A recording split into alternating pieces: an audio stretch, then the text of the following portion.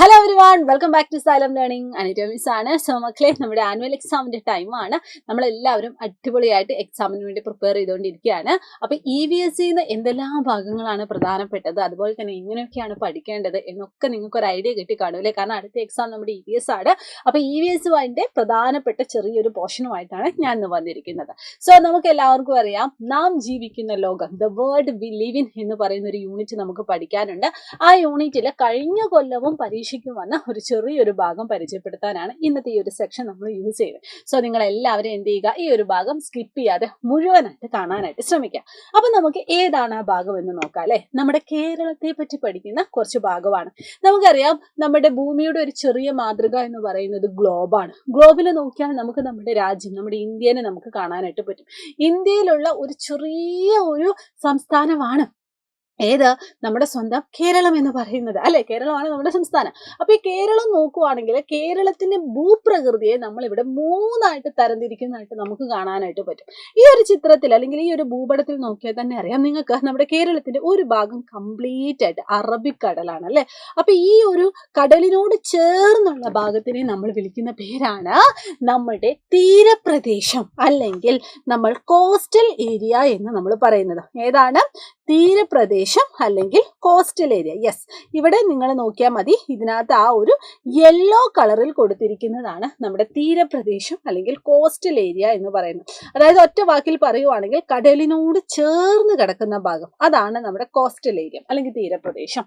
അതേപോലെ തന്നെ ഈ പറയുന്ന മലകളുമായിട്ട് റിലേറ്റ് ചെയ്ത് അല്ലെങ്കിൽ കൂടുതൽ മലനിരകൾ നമുക്ക് കാണാൻ പറ്റുന്ന ആ ഒരു ഭാഗത്തിനെ നമ്മൾ വിളിക്കുന്ന പേരാണ് മലനാട് അല്ലെങ്കിൽ ഹൈ റേഞ്ച് എന്ന് പറയുന്നത്.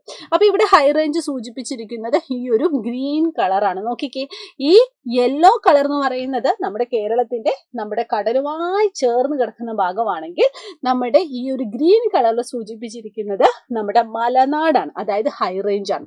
ഇവർക്ക് രണ്ടു പേരുടെയും ഇടയിൽ നിങ്ങൾക്ക് ഒരു ചെറിയ ഭാഗം കാണാനായിട്ട് പറ്റൂലോ. ഈ ഭാഗത്തിനെ വിളിക്കുന്ന പേരാണ് മിഡ്ലാൻഡ് അല്ലെങ്കിൽ ഇടനാട് എന്ന് പറയുന്നത്. ഓക്കെ, അപ്പൊ ഈ മൂന്ന് ഭൂപ്രദേശങ്ങൾ നിങ്ങൾ കൃത്യമായിട്ട് ഓർത്തു വെക്കുക. പ്രധാനമായും മൂന്ന് തരത്തിലുള്ള ഭൂപ്രദേശമാണ് നമ്മുടെ കേരളത്തിനുള്ളത്.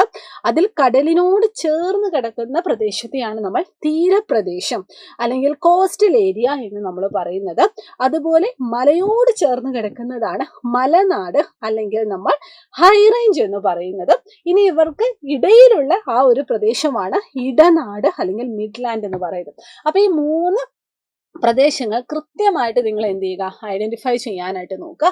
അത് അടയാളപ്പെടുത്താനും നിങ്ങൾ എന്ത് ചെയ്യണം, കൃത്യമായിട്ട് നോക്കണം. അപ്പൊ ഈ ഒരു ഭാഗത്തു നിന്നുള്ള ചോദ്യങ്ങൾ കഴിഞ്ഞ കൊല്ലവും നമുക്ക് പരീക്ഷയ്ക്ക് വന്നിട്ടുണ്ട്. സോ ഈ ഒരു ഭാഗം നിങ്ങൾ സ്കിപ്പ് ചെയ്യരുത്. അപ്പൊ ഇതുമായിട്ട് ബന്ധപ്പെട്ടൊരു ചോദ്യം ഞാൻ നിങ്ങൾക്ക് നാളെ ഇതുപോലെ ഒരു ചെറിയ വീഡിയോ ആയിട്ട് തരും. അപ്പൊ നിങ്ങൾ ആ വീഡിയോയും കാണണം.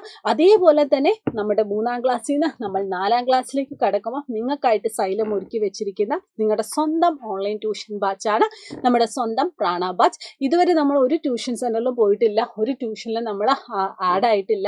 അതായത് നമ്മൾ എപ്പോഴും നമ്മുടെ പാരൻസ് ആയിരുന്നു നമ്മളെ പഠിപ്പിച്ചത്. നമ്മൾ നമ്മുടെ യൂട്യൂബ് ക്ലാസ്സിലൂടെ ആയിരുന്നു എല്ലാ സബ്ജക്റ്റുകളും എല്ലാ കാര്യങ്ങളും നമ്മൾ റിവിഷൻ നടത്തിയത്. അപ്പൊ ഇനി അങ്ങോട്ടേക്ക് നിങ്ങൾക്ക് സ്വന്തമായിട്ടാണ് നമ്മുടെ സ്വന്തം ഓൺലൈൻ ട്യൂഷൻ ബാച്ച് വരുന്നത്. അതാണ് നമ്മുടെ സ്വന്തം പ്രാണ ബാച്ച്. അപ്പൊ പ്രാണ ബാച്ചിൽ അഡ്മിഷൻ ഒക്കെ വരുന്നുണ്ട്. അത് മാത്രമല്ല, നിങ്ങൾക്കായിട്ട് പ്രാണ ബാച്ച് ഇത്തവണ 2 പ്ലാൻസ് ആണ് കൊണ്ടുവന്നിരിക്കുന്നത്. ഒന്ന് നമ്മുടെ ബേസ് പ്ലാൻ, 2 നമ്മുടെ ഇൻഫിനിറ്റി പ്ലാൻ. അതായത് നോർമലി നിങ്ങൾക്ക് ക്ലാസ്, അതിന്റെ ലൈവ് അല്ലെങ്കിൽ റെക്കോർഡ് സെക്ഷൻസ്, അതിന്റെ നോട്ട്സ്, അതിന്റെ എക്സാംസ്, അങ്ങനെയുള്ള നിങ്ങൾക്ക് നിങ്ങളുടെ 4ാം ക്ലാസ് റെഡിയാക്കാനുള്ള ഒരു ബേസിക് ആയിട്ടുള്ള കാര്യങ്ങൾ മാത്രം ഉൾപ്പെടുന്നതാണ് നമ്മുടെ ബേസിക് പ്ലാൻ. അതിന്റെ കൂടെ തന്നെ നിങ്ങൾക്ക് പേൾ വീഡിയോ, അതായത് എല്ലാ ടോപ്പിക്കിന്റെയും റെക്കോർഡഡ് ആയിട്ടുള്ള ആദ്യമേ ചെയ്തു വെച്ചിരിക്കുന്ന premium level recording section pearl video വേണം. അതുപോലെ തന്നെ നമ്മുടെ പുതിയ ബാച്ച് വരുന്ന സമയത്ത്, അതായത് എൻ ഗെയിം ഒക്കെ വരുന്ന സമയത്ത് അതിനകത്തേക്കുള്ള ആക്സസ് വേണം. അതേപോലെ തന്നെ മറ്റു ബാച്ചുകളിലേക്കുള്ള ആക്സസ് വേണം. അങ്ങനെയൊക്കെ ആണെങ്കിൽ നിങ്ങൾ ജോയിൻ ചെയ്യേണ്ടത് ഇൻഫിനിറ്റി ബാച്ചിലാണ്. അപ്പൊ ഇതിലെ എല്ലാത്തിൻ്റെയും പ്രൈസ് നിങ്ങൾക്ക് ഇവിടെ കാണാനായിട്ട് പറ്റും. അപ്പൊ എത്രയും പെട്ടെന്ന് തന്നെ ഈ ഒരു കാര്യം, നമ്മുടെ ഓൺലൈൻ ട്യൂഷൻ ബാച്ചിന്റെ കാര്യം നിങ്ങളുടെ പാരൻസിനോട് പറയുക. അടിപൊളിയായിട്ട് നമ്മുടെ ബാച്ചിൽ ജോയിൻ ചെയ്യുക. വെക്കേഷൻ സമയത്ത് നമ്മൾ ക്ലാസ് സ്റ്റാർട്ട് ചെയ്യും. നമുക്കറിയാം അടുത്ത കൊല്ലം നമുക്ക് CM കിഡ്സ് എക്സാം ഉണ്ടല്ലേ, നമ്മുടെ പണ്ടത്തെ LSS എക്സാം. അതൊക്കെ നമുക്ക് കവർ ചെയ്യേണ്ടതുണ്ട്. അപ്പൊ എല്ലാവരെയും നമ്മുടെ ബാച്ചിലേക്കും ഈ ഒരു സമയം ഞങ്ങൾ ഇതാ ഇൻവൈറ്റ് ചെയ്യുന്നു.